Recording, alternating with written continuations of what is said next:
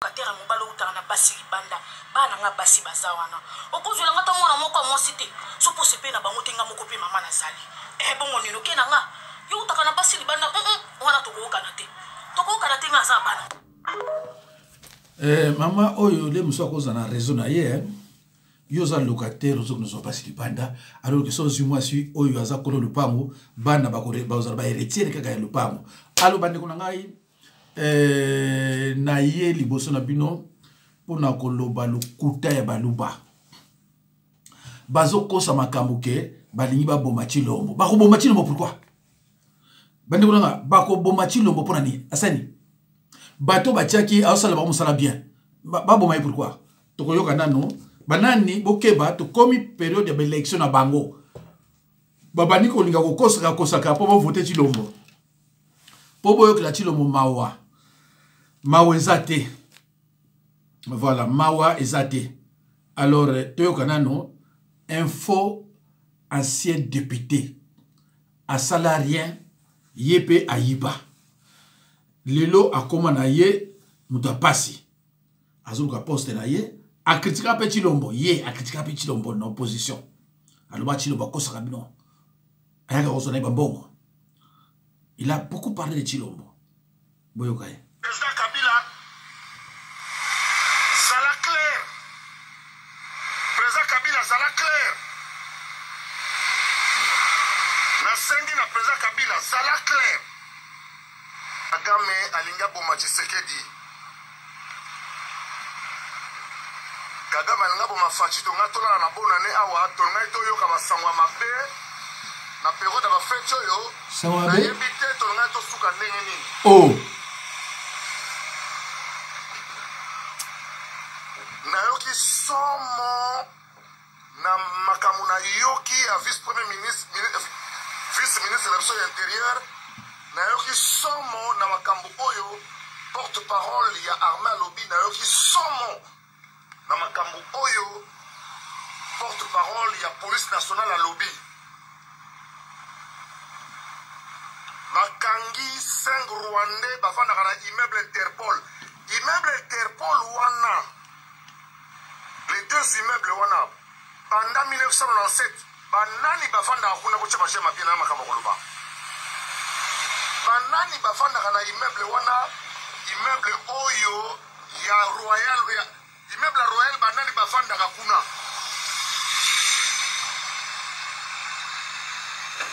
ba Rwandais bafandaka ebele na immeuble royal likolo ya alimentation SK wana beaucoup de Rwandais miso baza ba responsable mais baza na ndako te na Congo tokoloba tokobomba ti wapi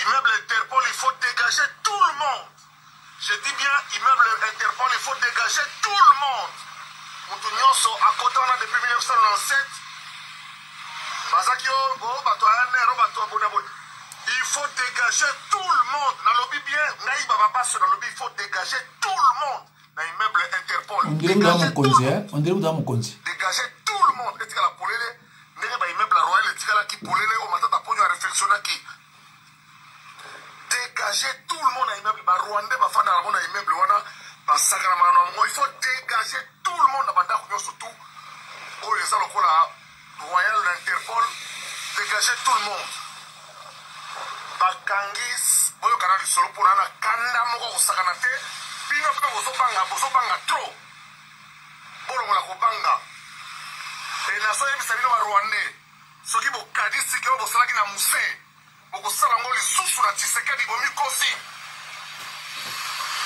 po Tshisekedi aye na lupemba mosusu Tshisekedi chaque jour ba mama basambelaka oh bonimo batanzela balobi Zakari yebisa fachi boni yebisa fachi tosambelaka tika tolonga tosituka avant bafeti awa bonimo to d'ici mpona balingaki oti le 15 comme ça tokomi na matanga le 15 bokotali biso ya Tshisekedi le 16 ya musée le 17 ya Lumumba bakangi ba officier na mikolo ezoya on va arrêter les généraux. Il y a des généraux qui sont impliqués, des officiers supérieurs et des officiers généraux. On va les arrêter, on va les arrêter. Président Abisso, Oyo, Toyeb, Maman Bango. Oto, on a funda en cas de. Oto, Eba Koko na ye. Oto, Ebi ke basoka matanga boy. Toyebi ke babali saka boy. Bakuli saka boy. Yende wana Félix Antoine Tshisekedi banameki baboma. Bandeko. O bayebi Kimpoko teme Kimpolo. Soko zokene maluku. Oleki maluku zokene menkao. Ngomba moko ya munino na Barwande basombi yango 50 hectares. Na kombo ya ONG pour basala bilanga. Kasi nani president chilo? Mais soko sa likolo ngomba wana ozomona aéroport ya Njili, piste ya aéroport ya Njili, ozomona Kibomango, ozomona Kanchachi. Bakangi muto yo Rwandais wana za kofanda na immeuble Interpol na appartement numéro 25 na boulevard. Aza kofanda na batuda colonel moko na kan na école trans. Oyo comment le école la base logistique na ida na kombo ya école trans. Bakangi pe colonel moko na za komba Rwandais baya wa souf na sima ya ONG. Il faut dégager tous les Rwandais qui sont dans les ONG. Namoko mibale bakosi ke bazaba na Njili. Bapesira kombo ya venir Lukuta. Bakangi bango. Kinois sala vigilant colonel Monamputa lobi yango. Chef de quartier, chef d'avenue. Na sengi na ba jeune. Balobi teke bokoma botumba te. Bandeko. Est-ce que Moutoza est normal? Pourquoi tout Moulouba est d'abord menteur? Tout Moulouba est d'abord menteur. Bande Kolonga. Au monde Kochuana Lati, c'est le chapeau de l'incompétence. Si on monde comme Tolé Kochuana, Yeba Kaza incompétent. À cause de l'homme. Mais quand on balouba vraiment, tout le balai n'y a ce que malheur à ceux qui comprennent toujours à l'état. Kindo qui est le mabé bande kolonga ya, Kindo qui est le mabé. Mais Chilombo banan bache wana as la président à gouverner banani. Mais si on va au Bomaï pourquoi à Salini? Parce que Chilombo travaille bien n'intérêt à Bango. Azo travaille n'intérêt à Kagame na Kabila. Olive le meilleur na tambo na bambongo partout. Mutawo kangaye azate mbongo azuapi batum na kate. Kabila yona vandi kuna azala na bavio aslonga quartier na ye na mbongo kimoyibi achechi lombo pona protéger ba bien na ye. Mais si ba azo protéger ngo. Si ba tire poison ba bomaye pourquoi? Si ba bomiye et tel pébisoté petit lombo ba ka kufa pona mboka. Akufa.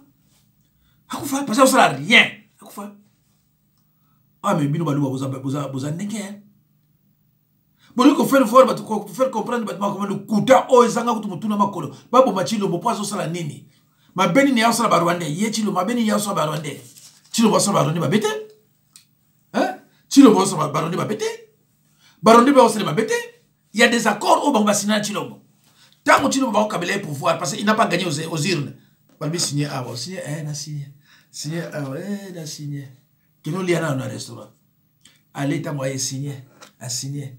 Quelqu'un m'a donné un salaire à 800. A comme un salaire à 2 millions. On m'a dit, c'est qui? On m'a dit, c'est qui? On m'a donné un salaire à 800 en Belgique. A comme un nini à 2 millions. On m'a dit, c'est qui? Yo, zolo batora baza depuis 97. Oh. Mais yo, c'est qui député? On m'a dit, rien. Yamo malade, yamo baloka baluba nini. Tant on a pouvoir, à ce moment makambo, té. Ce qui a longé, abani au makambo. Mais c'est quoi ça? C'est quoi? Tous les moutons M23 zali awa, à ce moment clairement tout ça qui d'accord. Et tu y es péné qui ça te fait 14 mois dans Katchaki, dans hôtel, conformément à leurs accords signés entre M23 et la présidence. Si vous jouez mais c'est quoi ça finalement? Zakari, garçon, yo. Tata Nazara Mouyibi. Je connais les petits. Tata Mouyibi, avec soda, bakaka moukomosusu, naïbte sur le hôtel Mississippi. Babilangue, c'est qu'on a bandal, on a babilangue, banana, on a wana. Papa n'a yi baba dunda batukula soda bakaka moukomosusu. Oh yo, Zakari a collé na vie à mendicité. Oh. Petit a collé na vie à mendicité. Azalaka mukala yabana mobutu. Comme ma sac, bakatelera quelque chose. Comme ma sac, bakatelera quelque chose. Petit. Vous savez pas qui, vraiment qui. Les lots tout le monde a commis député. Ah, a commis député suite à Sima. Ngapa na suna ndenge na ngai. Aso babia na suna ndenge na ngai. Ngaza suna niveau na binote. Oh, siko yo songi na niveau na biso. Yala ba na za suna niveau na binote nga.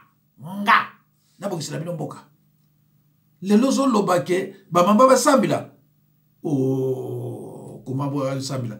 Vous travaillez comme des esclaves de Kagame et Kabila. Siko biso sambila ponani. Zakari Keba. Sinon te na koya ko bloquer ma prière dans Bino Sobaluba. Faites très attention dans Komazoloba. Vous êtes des traîtres, des tribalistes, des traîtres.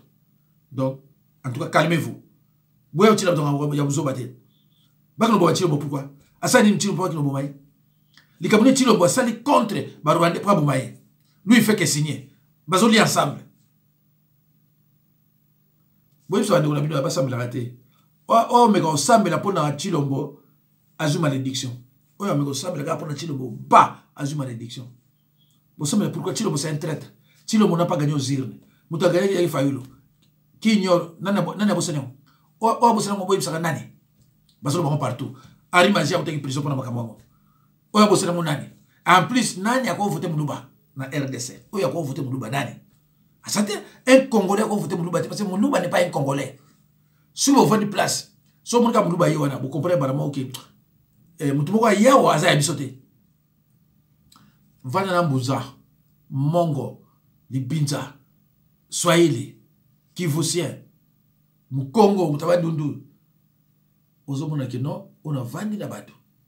Surtout Mungala, si vous avez dit non, on a vendu un déco. Mungala, ça n'a pas été. Mais au hôtel, Mungala, si vous allez, après ce problème. Mon gars, si vous allez, après je peux aller. Il va ôter.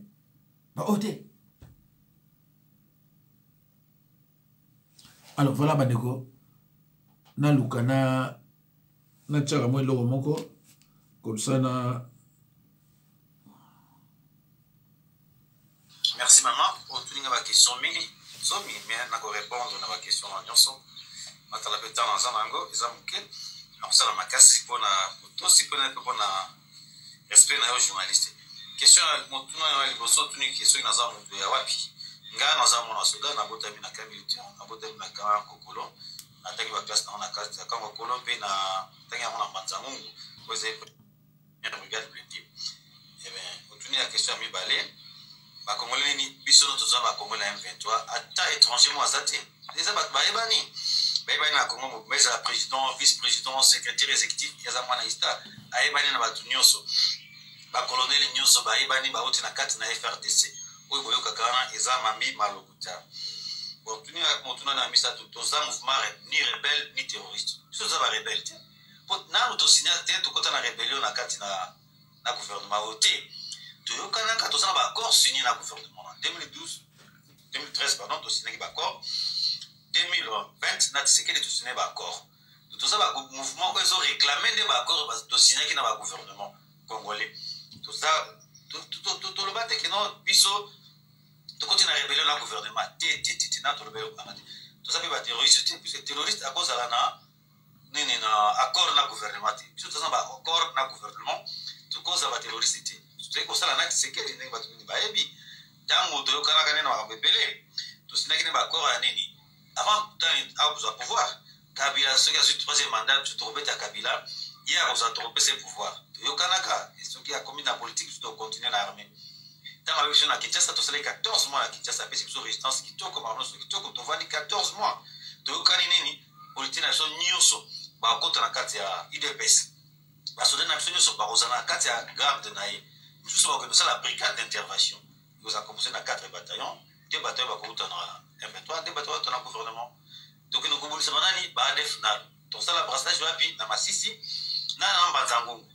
Quand nous sommes au Canada, nous avons signé sur le pouvoir, même. Pour ça que déjà, les soldats vont se simaner dans la garde présidentielle. Comme on a des alliés, tout le temps, il y a des comme on a des alliés. Mais comme nous sommes au Canada, nous avons le pouvoir, à Balo Kiribiso, à Ekobetsa, comme on dit, il y a un autre Landa qui te bondit. Bango titre que nous avons nous sommes tous. Babukusa, Barunyoni, Bachans, Babunagana, Babuturo, Bakiwanja, Bakibumba, partout aujourd'hui, Bafunga, partout aujourd'hui, pour être nini, Yende, Aluki Makambo, Nyosu. Otuninga soki na prévenir nous tous aller na yango. J'espère que non, les allez sauter tous pour ma population. On a envie à Kishiche, Nyosu. Quand je sais ma balokuta, biso to bomaka peuple te, to lingi peuple. Peuple azawa pa na biso. Donc, dès balate balbaka. Salus Populi, Suprême Alex Estou. Chez nous, les peuples, c'est la loi suprême. Donc, le durée du peuple, c'est la loi suprême pour nous. Et ça dit que tout ma population, jamais. Parce que Congolais, tout ma Congolais. Il y a un tout à rappel, na Kanda, na ma groupe de ma Congolais. Le coup, ADF, FDLR, Niato, Maïmaï. Parce que sa population passe. Il y a un peu de tout ma campagne sur ici dans le Congo, Montonio à vivre de l'Engue Sengeli. Tribalisme ici, là, na Kati na Congo. Mete makambozo le kanamboka na biso tribalisme koti boyinani nini à la base nini wana Tshisekedi na ba clique na entourage na yi oyo bomena biso bino ba diaspora botindira biso ba diaspora ba dijemboka ba yebi atamboka ya ngope bienti ya ba ina loyinge ya kolata ya kobina memboka ezobeba ba commencer la 2 jours ça ko zama kolia ba président bazolia posone tabe pour ba vivre balabala les atenze les atenze. On peut toujours le camarade nous sont échangés. Pour une fois mission à biso, Makambu se fait changer la carte na Congo. Donc on vivre boité. Bango bazoto mabanda ko na bapoto na Dubaï, bazosoma ba mituka ndenge na ndenge. Député salaire $21,000. Président soki a Sénat 120 quelques mille dollars. Bon sikoyo tala enseignants ont touché combien? Soldats ont touché combien? Soldats Congo zo sana nasa pas to la. Telier pasuka parce que soldats zo les lanzalat. Azote quand même arme ba def. Pour azo molia fate canard mena masasi soda ko mate kama mais bato ba ça non ma le kuta puisque oyo baso diriger biso mboka zo kende ndenge sécurité mboka kureza la gate balabala zate mission nationale na M23 il faut non to bolisa mauvaise gouvernance ya ngone l'équipe so makambo nyoso oyina na so ekoti nzale ekoti za pona mauvaise gouvernance tout ça manque de leadership tout ça ma politique ba politique comme miyibi ba balingi ko yuzwa mbongo kotonga na poto bana batanga na poto ba vivre bien mais population tellement pauvre ya mo M23 to lingi makambo na nyoso il faut mabongwa makambo ma changer ba Congolais nyoso to sanga nesika moko mutu to sa vivre na paix mo ba mo bazonga ne désordre continue ya ba kosi ba discours en ko kosa ba toke oh non ezali ba Rwandais ezali ba organiser zo mutsa ba ebi ke dossier ba mo ba accord ba ebi biso bien Uganda za ba Rwanda za mais faut ba kosa ba Congolais pour être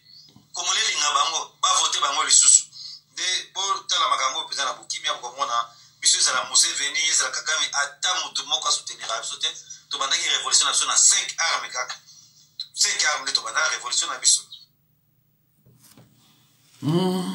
bandeko apprendre ou à laisser hein boyoki ye alobi azamuta M23 boyoki ndenge basalaka 14 mois na kati ya Kinshasa logé et nourri par Tshilombo. Alors sikoyo le bilan de votre président est globalement négatif voire désagréable. Alors bano luka oh baningo boma Tshilombo na obomaye bato lukuta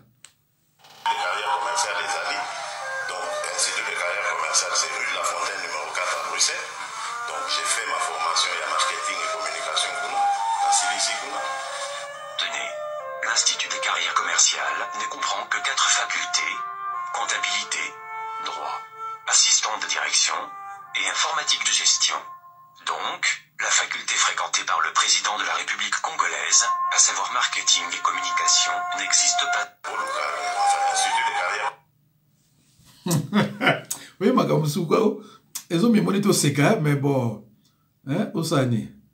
Tout à l'heure, ce moment. Mapanga eko simbate, locataire mobalo utana na basi libanda, bana nga basi bazawana. Okozwe nga ta mwana moko mwasite, sopo sepe na bango tenga moko pe mama na zali. Bongo nino ke na nga, yo utaka na basi libanda, wana tokoka na te. Tokoka na te nga za bana. Donc, soza locataire. Du pango wana yoko futila bani basi bazakuna. Yo tiki bana basi oyo ya mama no pango.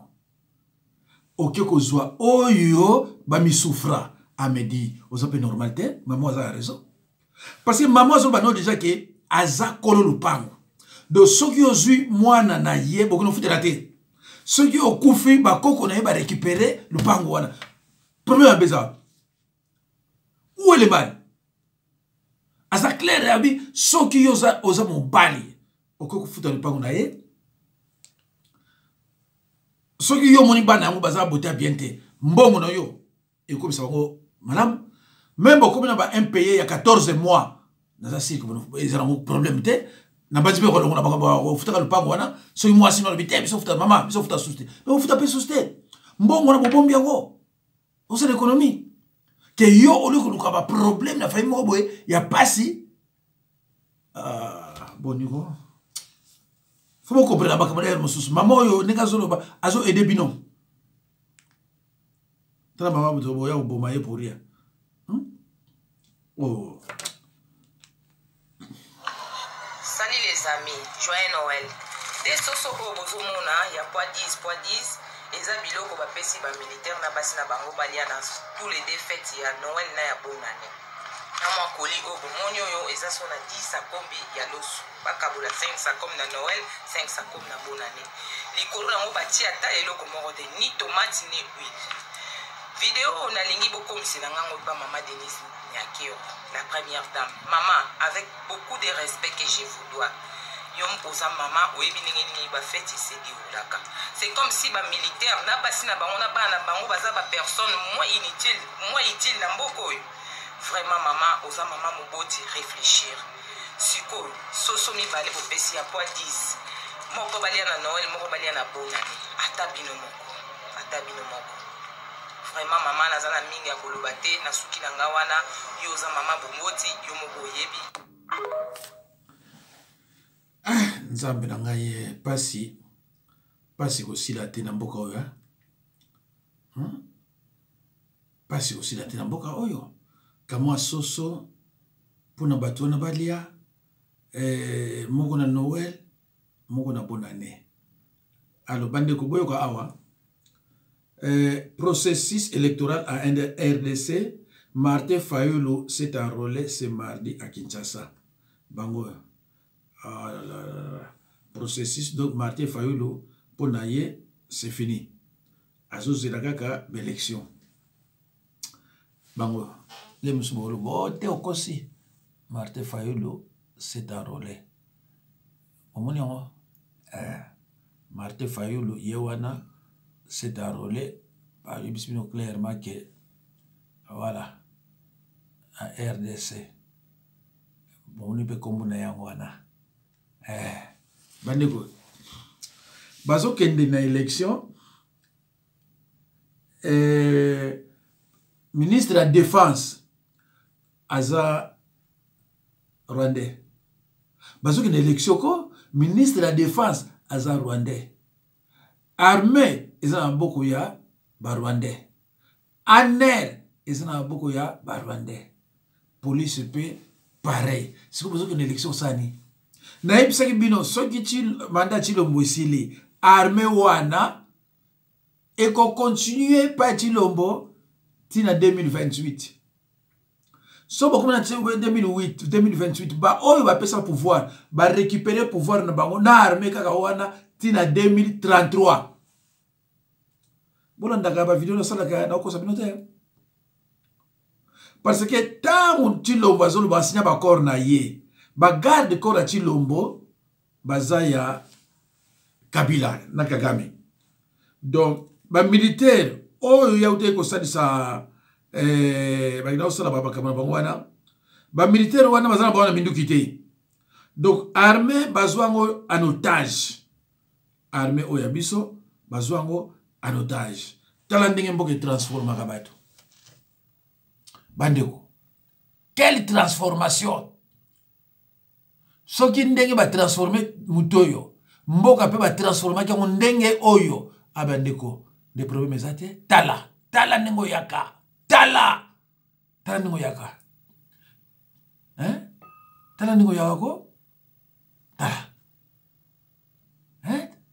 tala ndenge yaki tala wala ko so sali mi coloniser belé aux anja mukonzi mais tala après allez quelle transformation ya nzambe na ngai ye tolobani bandeko tolobani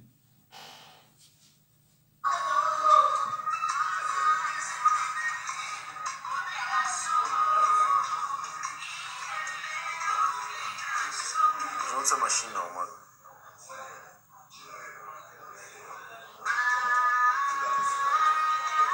Donc ça récupération normal.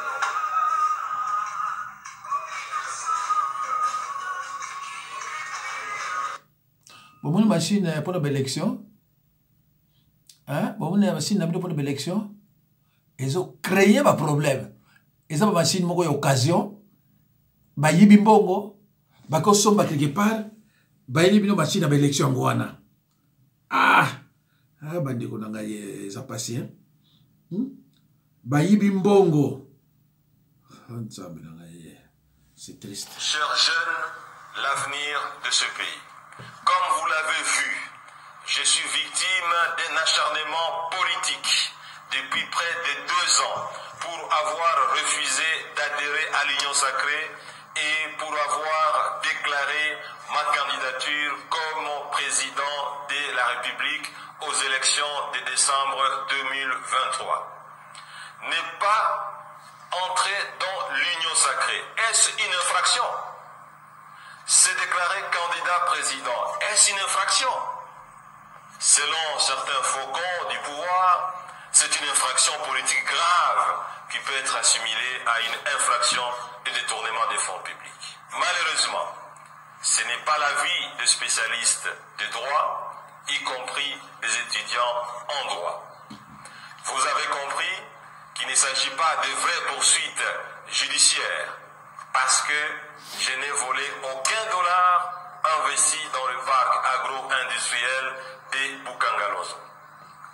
Le responsable de l'entreprise sud-africaine qui a reçu tous les fonds du trésor public sur ce projet, tel que certifié par la Banque centrale du Congo, a été clair dans ses propos tenus à Kinshasa à la presse.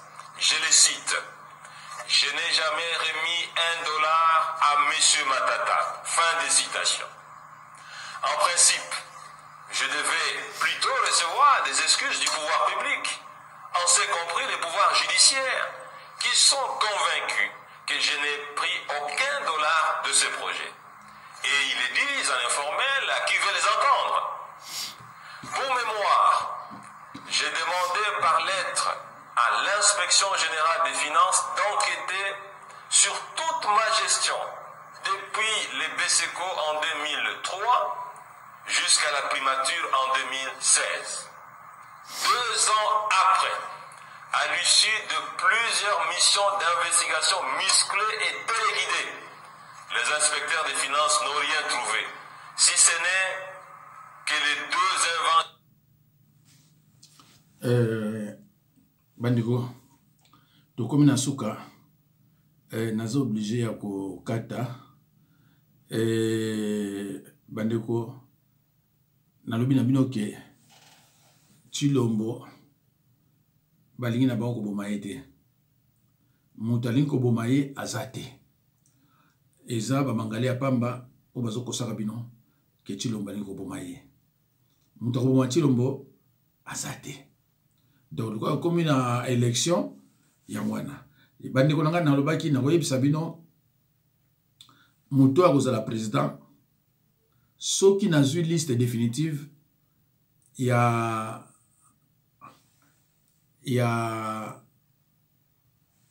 élection. Si nazwi ka liste définitive na yebisa bino mbala moko.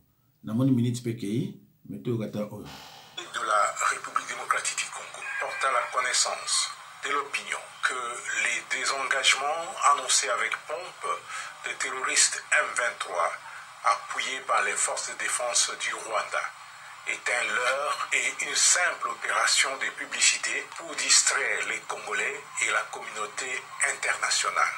Toutes les unités désengagées de Kubumba, au lieu de regagner leurs positions initiales de Sabignon conformément aux décisions du mini-sommet de Luanda du 23 novembre 2022, prennent une autre direction pour renforcer les positions de Tongo, de Kishiché et des Bambous avec l'intention manifeste d'occuper les territoires de Massissi. Les affrontements qui ont lieu depuis les après-midi de vendredi 23 décembre 2022 entre les FARDC et les terroristes M23 RDF dans le parc national de Virunga, entre Tongo et Sake, derrière les volcans de Nyamuragira, démontrent clairement l'intention des terroristes M23 RDF de contourner nos positions en vue de s'emparer de la cité de Sake, située à une trentaine de kilomètres à l'ouest de la ville de Goma. La même manœuvre est observée du côté de Kishiché et de Bambou pour s'emparer de Nyanzale, Kibirizi et Kichanga. Les forces armées de la République démocratique du Congo, tout en dénonçant l'attitude hypocrite des terroristes M23 RDF, reste déterminée à défendre l'intégrité territoriale de notre pays. Les forces armées de la République démocratique du Congo attirent l'attention de la force régionale et de la communauté internationale face à la fourberie des terroristes M23 RDF habitués à fouler aux pieds tous les accords signés. Voilà. Allô, bande Ourangaï.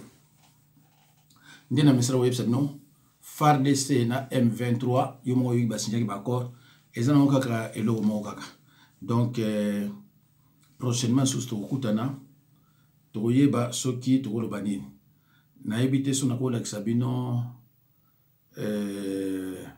faux pasteur Marcelo boyo kalelo ko lobaki. Il faut connaître sexuellement son partenaire avant de l'épouser. Comment tu peux épouser une femme, tu ne l'as pas goûté? Est-ce que tu sais que ça va marcher? Comment tu peux épouser un homme, tu ne sais pas s'il fonctionne? Alors, bandi boyebi tribu ya mutu azo bawana muluba. Beaucoup ma benga mutu n'importe qui pasteur. Parce que azo na ba français moko bosoba ya compliqué bato ba français te que yo boti mwana yo il faut ba ya ko goûter avant balaye. Boyoki muluba. Merci.